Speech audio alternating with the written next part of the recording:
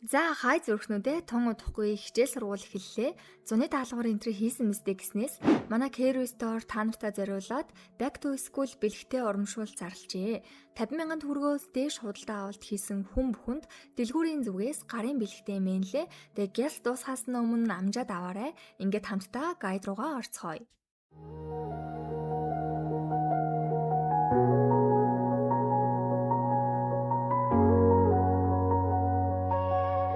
Чөтгөрийн Sweet бүсгүй 7-8 дугаар анги. За манай юусууч давкал орсоч сайн уу? Чи нөгөө яриад байсан Sweet бүсгүй наахны би бол Сакурако. Манай Кияма гэр бүл бол Кирюийн гэр бүлийн тэргүүн салбар гэр бүл. Ер нь их дээд зэрэглэл гэсэн үг л дээ. Өмнө ч ихсэн Кирюийн гэр бүлээс манайд бэр болж ирсэн хид хідэн Аякаши нар байдаг. Тиймээс хамгийн дотн ойр гэр бүл гэж хэлэхэд болно. Манай аав одоогийн тэргүүний баруун гар ах маань Реагийн группийн дид ерөнхийлөгч. Би ч өөрөө Реатай сүй тавьсандаа баярлсан ч сүй маань цуцлагдсан. Гэхдээ чамайг ерөөсөө үзий ядаагүй шүү. Гэхдээ чиний мэдж байх ёстой маш чухал зүйл байгаа болохоор л өнөөдөр цаг зав гарган байж чамайг зориод энд ирсэн гэдэм байна. Тэр хэлэх гээд байгаа зүйл нь юу гэж? Юусүү? Та бол зүгээр нэр төдий Sweet бүсгүй. Мэдээж Кирюийн гэр бүлийг илүү хүчрхэгжүүлж дараагийн залгамжлагчийг нь төрүүлэх хоосон савл гэсэн үг. Тиймээс Реяд хайрлуулна гэж сэрүүн зүйдлэх хэрэггүй. Угаасаа Рея эртнээс хайрлаж ирсэн хүн байгаа гэж авсан. Гол нь тэр хүн нь Такамичи гэж авд юм да. Boys love BL болоод наачлаа. Юусу бүр шок. Тэгснээл тэр хоёрын хайр хизээж бүтэхгүй болохоор үнэхээр өмнөөс нь хэцүү санагддаг, үр зүрх минь эмтэрдэг, дандаа л нууцаар уулздаг. Тэр хоёрын хайрыг үргэлж дэмжиж яваарай энтергээд балаа юм ярьснаа нэг улаан хавцтай альбом үлдээгээд явцдаг. Юун заарсан юм болоод байна те? Үлдээсэн юмын нээгээд үзтэл нөгөө хоёрын сүрхий дотн байгаа зургнуудыг нэгд нэгэнгүй аваад дарчиж. Юусууч за арайчтэй үгүй айлгүй дээ. Тийм юм гэж хаа байсан. Арай гэж хайраа оллоо гэтэл тэр нь бүр биэл тийм азгүй дахиа шиг байх юм гэж юу тийм байхгүй өстэй гэж өдөржин шүнжин бодсоор энэ бас их мэдрэл зүгээр тэгэл өөрөөс нь асуучгүй шаналаа л. Нөгөө талд Рея маань тэрийгэж мэдгүй бүр ядарсан ч гэсэн айгүй их ажилтай. Тийм байсан ч хайрыгаа бас юу хийж байгаа бол гэж бодоод санаан зовоод байж хахад юусөө шүнжэнгөө Реяг нэрээ эрэхтэй хүн тайртай байх та гэж бодсоор байгаад унтаагүй байвал яах вэ? Энэ бас тэгж байгаа токсик гаруугүй юу? Эмээн хөөрхий санаан зовцсон. Тэр нэг далж исэн охин ирээд чамд олон толоо юм ярьсан юм уу гэж асуусан ч нөө өстөд юм байхгүй гэд гүрийгээл байна. Өвөө эмээ хайртай охин нь удаан ирж хоноогүй болохоор хүлэн газар хүрэхгүй хоол цайцуугээд баярлаж байгаа ч энэ нэг юм дотроо Рея нэрэ boys love юм байх та. Нэрэ тийм юм байх та гэд одоо хүртэл бодоод. Үзэгдэл солигдоход Карийн хідэн хопасдаг найзуудтайгаа сууж ийн. Нөгөөдүүлэнч хүүе танаа агч чинь дөрөв сөд бүсгүй болсон гэлөө. Тэгэхээр танаа Йотагаас ч бүр хавь илүү хүчтэй гэсэн үг өстэй гэсэн чинь зэвүү дургу хоёр нь хүрээд уурлаад явцдаг. Харин гэрт нь аав ээж хоёр нь бүр юусуу Реягаас салахгүйгээр яаж ийж агаад гэртээ л авчрах хэрэгтэй. Бидний хайртай юусуу охин минь удахгүй хурмай хийн бид нар ямар их бил бэнчтэй болно гэж гээд бүр шал уурзан гаргаанадын. За энийг нь Карийн нууцаар сонсоод эгчийгээ бараг алах хүсэл төрөөд байгаа мó хайшин. Тэгснэ гэхдээ л игч тэр зүйлийг мэдгүй байгаа штэ гэсэн учир битүүлэг юм амандаа буутнаад өнгөрнөө. Юусу хайрын эмээтэйгээ бас чөтгөрхнүүдтэйгээ хамт салхилаад Реягийн талаар товчхондоо охтын нууцхан яриа ярьж гин. Юусуд Рея үнэхээр халамжтай, сайн хандж байгаач олон жилийн турш аав ээжтэй нүд үзүрлэгдэж хинт ч хайрлагдаж үзээгүй хог дээр хаягдсан юм шиг амьдэрсэн болохоор тэр хүн яг миний насны хань болж чадах юм болов үгүй болов гэсэн адын бодол төрөөд байгаагаа эмээгээсээ нуусангүй. Эмээн ч сайн ойлгоод зүгээр штэ миний охин. Эмээн ч бас залуу байхдаа өвөөтэй чинь танилцахдаа яг тийм адын бодлууд толгой дотор эргэлдэж байсан гэд чи боддоо. Гэтэл тэр эргэлзэж байсан хүн маань одоо эмээд нь бүхнээ зориулж ухаангүй хайртай болцсон байна. Энэ эргэлзээ удахгүй арилдимаа гэд хэлж гин. Юусугийн бодлыг уншсан юм шиг л байна шүү. Эмээнэр ер нь үнэн л юм хэлдэм дөө, тэ? Энэ үеэр нөгөө жилд нэг удаа болдог том Аякаши нарын уулзалт болж байна. Рея Карсан даруйд бүгд л хүндлэл үзүүлэх жишээний. Эхний өдөр бүгд уулзаж тайлангаа тавьдагч дараагийн өдрүүд битүү нохоо гахаа шиг уулт болдог. Гэхдээ энэ жил Реяг сүд бүсгүйгээ олсон гэдгийг бүгд сонссон тул илүү сонирхолтой байгаа. Реяг хаалгаар орж ирмэгцэл сүнсний хүч нь хэр их нэмэгдсэн нь бусдад шууд мэдрэгдэж эхэлдэг. Тэндээсээ гараад нүвэ гэр бүлийн тэргүүнтэй уулзахаас өмнө Юзутэйгээ нэг ярих уу, яах уу гэж бодсон ч ажил нь амжсангүй. Тэгэл тийрэл анханасаа л Юзуг ямар ч хамгаалалтгүйгээр тэнд орхих хэрэггүй байсан. Миний хайр чинь энгийн хүчгүй хүн шүү дээ. Нар салхинд гаргаж болохгүй, навч цэцгэнд үзүүлж болохгүй булбраа шүү дээ. Орхих хэрэггүй байсан. Яана, иймээ тийм юм болчвол яана гэл үнэхээр санаан зовсоо харагдана. За гэтэл бодол биелэлээ оллоо гэдэг шиг өвөө эмээгийнх нь үүдэнд байсан хоёр хамгаалагчийг Йота төвөггүйхэн төөрөгдүүлж ховстоод сүд бүсгүй Кариныг эгчтэй нь уулзуулах боломж бүрдүүлчлээ дээ. Гаймаа тий. Тэгэхээр аав ээж нь гэртээ юм ярьж байхад Карин нууцаар сонсоод байсан да. Тэр үед Йота ирсэн чинь нөгөөх нь уурлаад эгчийг яаж яжгаад гэрт авчираач.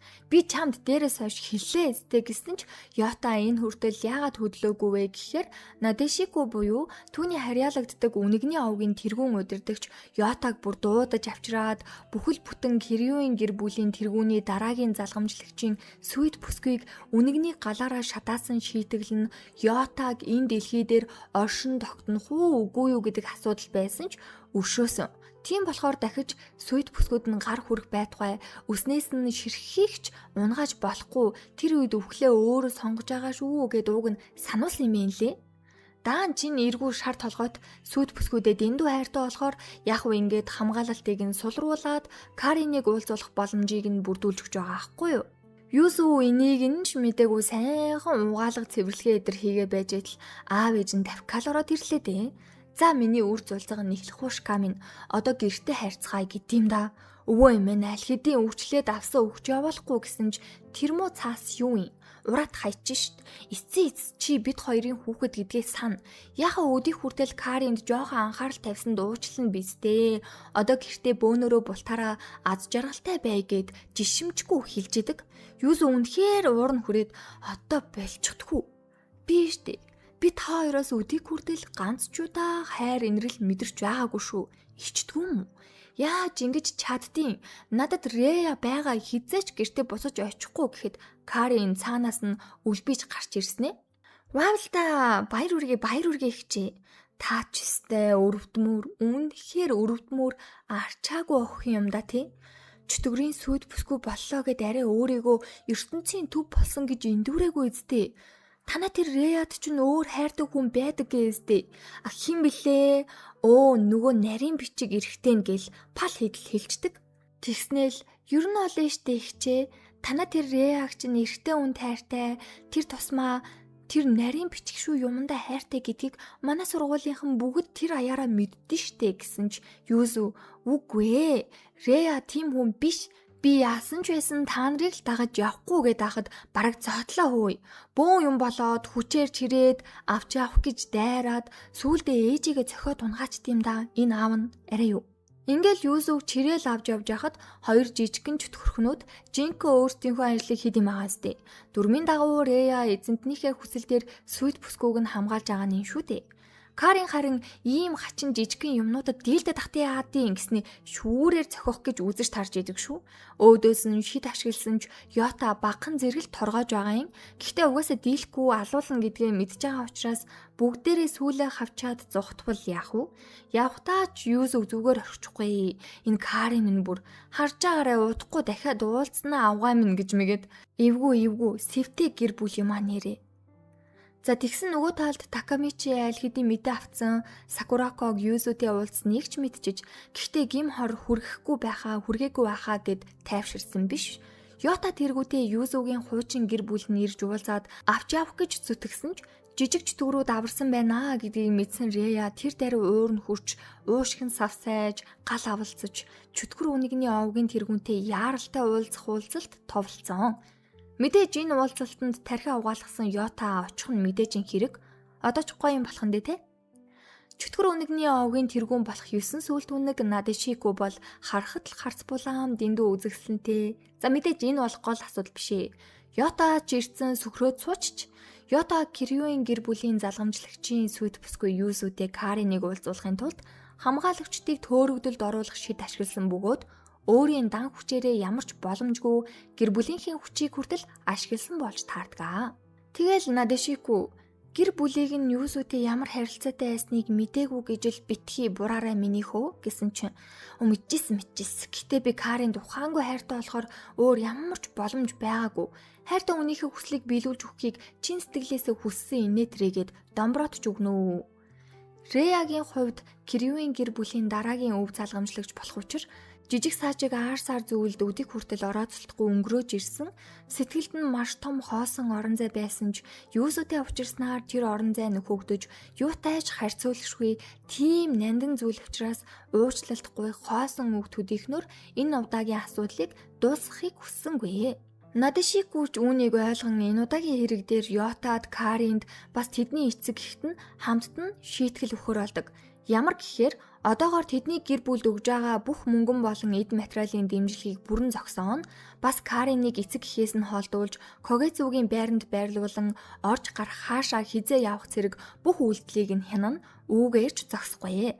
Дахиад Реягийн сүйд бүсгүйг гимтэхийг завдсан гимтээсэн тохиолдолд Кариныг эцэг эхтэй нь маш хол газар руу явуулаад цөлөөд Йотатай хизээж уулзуулахгүй. Тиймээс сүйд бүсгүйгээ авч хажуудаа үлдэх үү, үүрт хагацх уу гэдэг нь Йотагийн сонголт болдог. Йоо гой ашгүй дээ тий. Мэдээж Юсүд хүргэсэн бүх асуудлын хажууд энэ юу ч биш ч гэсэн чөтгөр үнэгний тэргүүнийг хүндэлдэг учраас Рея тохиролцоогоо хийнэ. Үүний дараа юу болно гэж нөгөө Аякаши нарын уулзалтын сүүлийн өдөр бүгд сүйд бүсгүйгээ дагуулж ирдэм байна. Тэр өдөр ирмэгц Рея Юсүг авчирч албан ёсоор танилцуулна гэсэн бол Йота бас Кариныг бүгдийнх нь өмнө авчираад өөрийнхөө сүйд бүсгүйг олны өмнө хянаж чадах юм уу үгүй юм уу гэдгийг нь шалгах шандас сорих маш том хүндгэн даалгаврыг Надешику тавьждаг. Энэ бол гэдэг гоё хаасаа тий. За ингээд чөтгөрийн сүйд бүсгүй анимегийн 7-8 дугаар анги дуусж байна. Одоо 9, 10, 11, 12 гээд 2 удаа партууд ороод дууслаа. Ёстой улмал сонирхолтой болоод байна да.